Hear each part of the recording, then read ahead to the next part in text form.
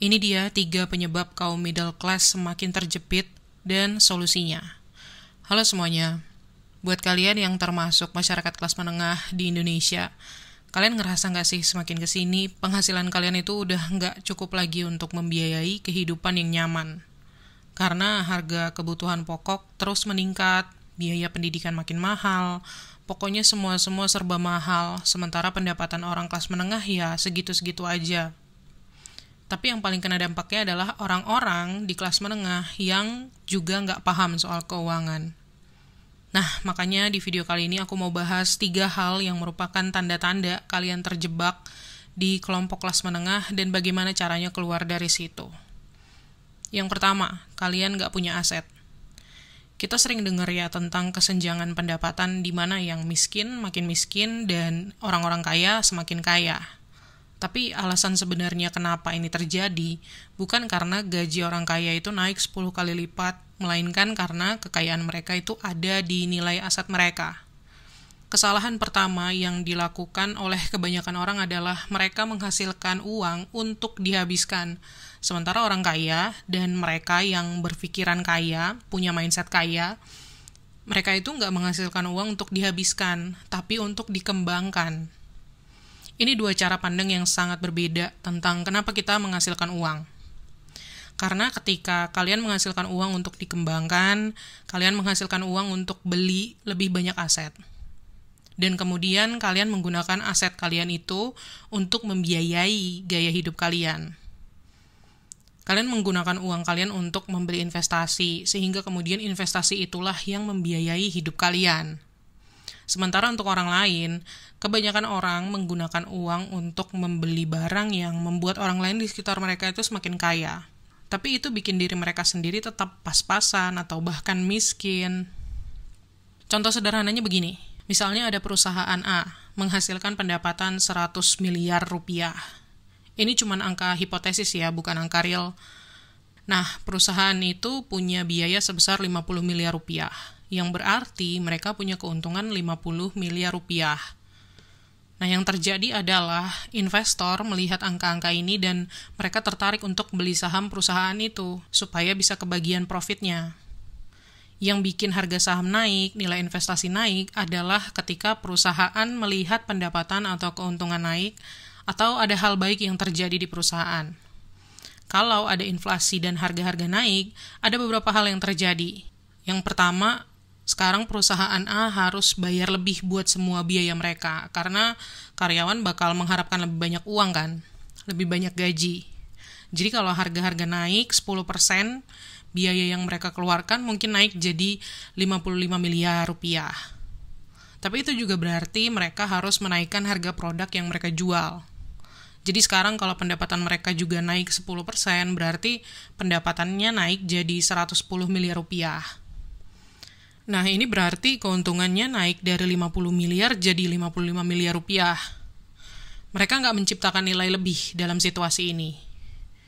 Apa yang terjadi adalah inflasi membuat harga-harga naik jadi lebih banyak rupiah masuk ke perusahaan A, yang membuat investor bilang, oh mereka ngasilin keuntungan lebih besar, yang kemudian menarik lebih banyak investor karena para investor pengen memiliki aset. Orang yang paham keuangan mengerti ini, dan kemudian kita lihat banyak rupiah masuk ke saham perusahaan A, menyebabkan harga saham perusahaan itu naik jadi lebih tinggi. Inilah kenapa investor ingin memiliki aset. Orang yang paham keuangan dan orang kaya ingin memiliki aset, karena saat inflasi terjadi, ini lebih menguntungkan orang-orang yang memiliki aset itu daripada orang biasa yang hanya konsumen. Mayoritas orang Indonesia cuma jadi konsumen. Tentunya setiap orang adalah konsumen, entah kalian kaya, miskin, kelas menengah, atau pebisnis, semua orang adalah konsumen. Tapi hanya sebagian kecil dari konsumen itu yang juga jadi investor. Well, kebanyakan orang cuma menghabiskan uang mereka, dan ketika kalian ngabisin uang, kalian cuma bikin orang lain jadi semakin kaya. Tapi kalau kalian punya aset, kalian jadi bikin diri kalian sendiri kaya. Jadi kalau kalian mau jadi kaya dan menang dalam sistem ekonomi ini, kalian harus punya sebagian dari sistem ekonomi ini. Dan caranya adalah dengan berinvestasi. Bagi kebanyakan orang, mungkin berpikir bahwa caranya adalah dengan beli rumah sendiri, supaya bisa bangun ekuitas di rumah sendiri, jadi bisa punya aset. Padahal itu salah satu jenis ekuitas yang bisa dibilang paling buruk yang bisa kalian bangun. Tentu orang-orang kaya dan orang yang edukasi finansialnya bagus, mereka juga mau bangun ekuitas. Mereka mau bangun ekuitas di perusahaan, di bisnis yang mereka ciptakan, di properti sewaan, tapi bukan di rumah yang mereka tinggali. Nggak ada orang kaya yang ngomong kalau mereka jadi kaya karena bangun ekuitas di rumah mereka. Mereka membangun ekuitas di aset-aset lain yang membayar mereka atau menghasilkan profit bagi mereka karena memiliki aset itu. Tapi nggak ada yang salah ya dengan punya rumah, itu bukan hal yang buruk. Tapi kalian harus mengerti bahwa kalau kalian menghabiskan semua uang kalian untuk rumah itu ibaratnya jadi black hole uang yang bikin uang kalian habis. Jadi kalian nggak punya uang buat investasi di aset lain, kayak saham, properti sewaan, atau membangun bisnis sendiri yang bisa ngasih kalian keuntungan lebih besar. Karena saat kalian investasi di aset-aset itu, kalian beli dengan tujuan untuk menghasilkan uang. Sedangkan ketika kalian beli rumah, kalian beli dengan tujuan untuk membuat kenangan. Ini dua cara pandang yang benar-benar berbeda. Dan itulah kenapa kalian harus jadi pemilik investasi. Kalian harus punya aset. Ini membutuhkan pemahaman dasar edukasi finansial karena sistem ekonomi kita didesain untuk menguntungkan pemilik aset. Kita bakal terus melihat inflasi, dan inflasi ini bakal terus menguntungkan pemilik investasi. Apakah ini berarti pasar dan harga aset selalu naik? Nggak juga, bakal ada naik turun. Tapi dalam jangka panjang, harga aset bakal terus naik dan ini akan memperbesar kesenjangan antara yang punya aset dan yang nggak punya. Dan disinilah kalian harus mengerti supaya bisa jaga diri sendiri, menjaga keluarga, dan menjaga orang-orang di sekitar kalian. Nah, sebagai kaum middle class yang pengen investasi, pengen punya aset, seenggaknya kalian butuh dua hal ini. Yang pertama, hidup di bawah kemampuan alias pengeluaran kurang dari pemasukan. Dan yang kedua, gunakan uang yang gak kalian habiskan itu untuk beli investasi. Yang mana ini membawa kita ke poin yang kedua, yaitu kalian gak punya cash flow. Kalau kita tanya kebanyakan orang gimana caranya jadi kaya, kebanyakan bakal jawab, aku harus dapat gaji yang lebih besar. Semakin besar gajinya, semakin kaya. Tapi kalau kalian tanya orang-orang kaya, mereka nggak mau gaji yang lebih besar. Mereka maunya lebih banyak aset. Kenapa? Karena ketika kalian dapat lebih banyak uang dari gaji, kalian bergantung pada diri sendiri untuk bekerja. Ada batasan berapa banyak yang bisa kita hasilkan dari bekerja. Tapi nggak ada batasan berapa banyak yang bisa kita hasilkan dari aset yang kita miliki. Orang kaya berpikirnya beda. Kalau kalian dapat gaji yang besar, kalian punya banyak pengeluaran karena kalian punya banyak uang. Jadi kalian punya mobil mewah, rumah yang bagus, liburan yang mahal karena gaji kalian gede. Tapi kalau kalian patah kaki nih misalnya, dan gak bisa kerja lagi, atau perusahaan kalian bangkrut, atau kalian dipecat, gimana? Kalau kalian cuma bergantung pada satu penghasilan untuk bertahan hidup, kalian ibarat cuma satu gaji dari kemiskinan. Makanya mayoritas orang Indonesia hidup dari gaji ke gaji, karena mereka menghasilkan uang untuk dihabisin. Ketika kalian cuma menghasilkan uang untuk dihabiskan, kalian cuma bergantung pada satu penghasilan dan gak punya aset. Kalau kalian cuma bergantung pada satu penghasilan, ibaratnya kalian cuma satu gaji dari kehilangan segalanya. Nah, membangun cash flow atau aliran kas yang berkelanjutan dari investasi memang nggak terjadi dalam semalam ya, nggak juga dalam setahun, bahkan mungkin butuh 10 tahun. Ini strategi jangka panjang yang kalau kalian terus lakuin selama lebih dari 10 tahun, kalian bakal bisa bangun aliran kas yang bisa kalian andalin. Gimana caranya? Kalian bisa investasi di saham yang bayar dividen, punya properti sewaan, atau bangun bisnis yang menghasilkan keuntungan dan juga ngasih kalian aliran kas. Ketika berinvestasi untuk cash flow, kalian pakai uang kalian dan beli aset. Kalian saying goodbye ke uang kalian dan gak bakal ngelihat uang itu lagi dalam waktu yang lama. Tapi uang itu bakal bekerja buat menghasilkan lebih banyak uang untuk kalian. Mungkin dari dividen saham, mungkin dari properti sewaan. Nah, setelah punya cash flow, terus gimana? Kalian bisa pakai uang itu buat dihabisin atau bisa buat beli lebih banyak cash flow. Disinilah pentingnya kesadaran untuk yang namanya menunda kepuasan atau delayed gratification. Sebut aja ini era pengorbanan, di mana selama 10 tahun kalian harus hidup di bawah kemampuan kalian, melakukan pengorbanan finansial, dan bekerja keras buat hasilin lebih banyak uang. Uang yang gak kalian habisin, tapi kalian investasiin.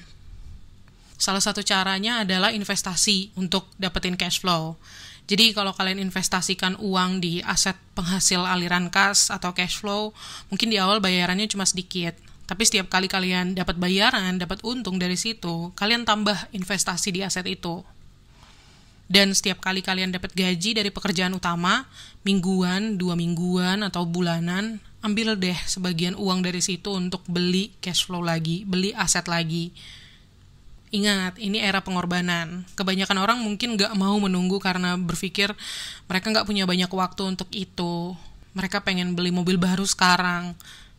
Tapi kalau kalian mau menjalani 10 tahun pengorbanan ini, kalian bakal bisa hidup seperti yang kalian impikan atau bahkan banyak orang lain impikan tanpa perlu khawatir tentang uang. Nah, karena sekarang kalian bekerja untuk mengumpulkan aset dan dapetin cash flow, setiap kali dapat bayaran, setiap kali dapat gaji, kalian beli aset penghasil aliran kas. Dan aliran kas itu ngasih kalian pendapatan, ngasih kalian uang, dan kalian pakai lagi uang itu untuk beli lebih banyak aliran kas. Penghasilan dari pekerjaan utama dipakai buat beli aliran kas, dan aliran kas juga dipakai buat beli lebih banyak lagi aliran kas. Akhirnya kalian jadi punya mesin yang terus bekerja dan setiap tahun semakin besar. Kalau kalian terus lakuin ini, gak butuh waktu lama sampai akhirnya kalian bakal punya mesin besar yang ngasih kalian penghasilan yang solid. Tapi sekali lagi, butuh tekad dan kesadaran untuk menunda kepuasan dan pemahaman bahwa era pengorbanan selama 10 tahun ini bakal berlalu. 10 tahun dari sekarang, kalian bakal lebih tua. Nah, apa yang bakal terjadi? Apakah kalian bakal ada di posisi yang sama seperti sekarang, di kondisi yang sekarang, punya barang bagus tapi nggak punya aset? Atau kalian mau berkorban sekarang, berusaha membangun kekayaan, jadi 10 tahun dari sekarang kalian bisa beli apa aja yang kalian mau tanpa khawatir tentang uang? Pilihannya ada di tangan kalian. Dan poin yang ketiga adalah kalian nggak punya kebebasan. Sebagai kelompok ekonomi kelas menengah, pas-pasan, dan berisiko turun ke kelas bawah karena inflasi, kalian harus rela mengorbankan sedikit kebebasan kalian dari sekarang. Kalian harus hidup dengan cara yang gak seimbang pada saat ini, supaya bisa punya lebih banyak keseimbangan di masa depan. Kebanyakan orang mungkin mikir kalau mau dapat uang, harus bekerja dari jam 9 pagi sampai jam 5 sore. Dan kalau terus-terusan ngelakuin hal itu, bakal dapat gaji dan bisa ngebiayain hidup. Tapi, orang yang paham tentang uang tahu bahwa caranya nggak harus selalu kayak gitu. Kalau kalian mau punya cukup uang dan aset yang bisa ngasih kalian cukup cash flow, kalian nggak perlu hidup kayak begitu.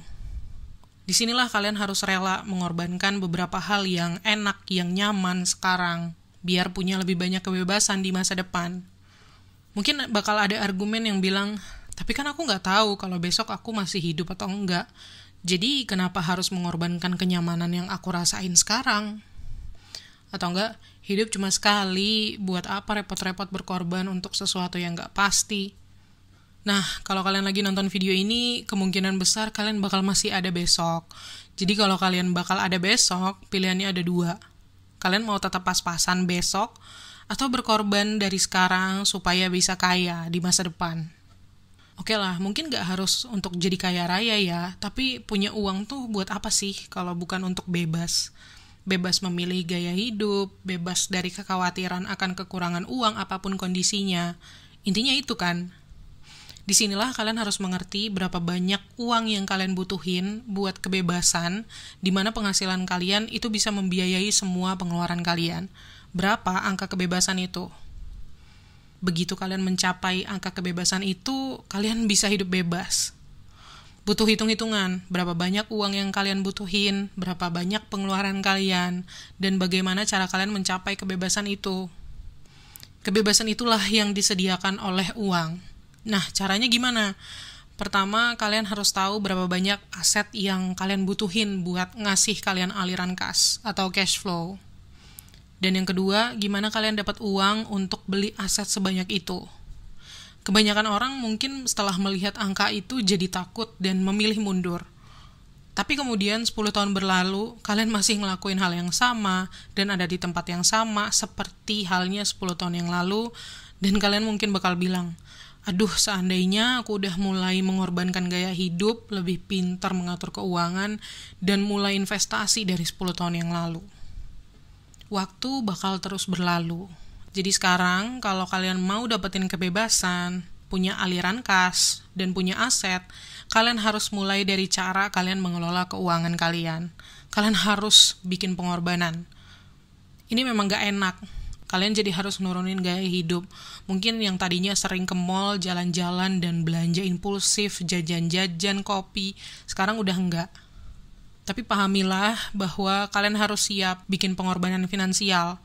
Lalu kalian harus kerja keras buat menghasilkan lebih banyak uang. Lalu kalian harus menyimpan uang yang kalian dapetin itu dan gak menghabiskannya. Lalu kalian harus menginvestasikan uang itu bulan demi bulan, tahun demi tahun. Nah nanti tiba-tiba kalian bakal punya aliran penghasilan yang baru, di mana kalian dapat lebih banyak uang karena kalian punya penghasilan dari pekerjaan utama, dari aset-aset investasi, dan akhirnya kalian bisa punya kualitas hidup yang lebih baik tanpa khawatir tentang uang, karena aset-aset itu akan membiayai hidup kalian.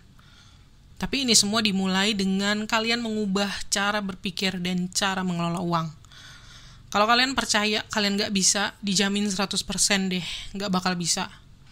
Makanya kalian harus yakin bahwa itu bisa kalian dapatkan dan kalian tetap tekun. Pastinya gak mudah, prosesnya berat, tapi bisa kok dilakuin.